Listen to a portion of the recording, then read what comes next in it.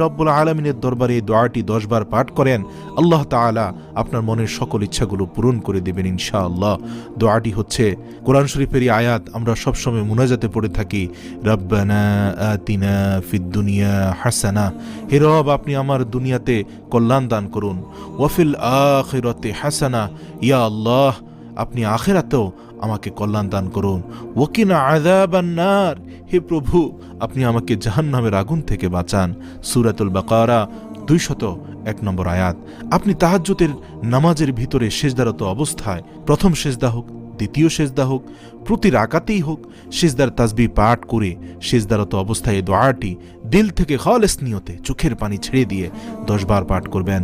10 বার পাঠ করে আপনি নামাজ শেষ করে কয়েকবার আস্তাগফিরুল্লাহ, কয়েকবার দুরূদ শরীফ পড়ে তারপর আল্লাহর কাছে হাত তুলুন, দোয়া করবেন।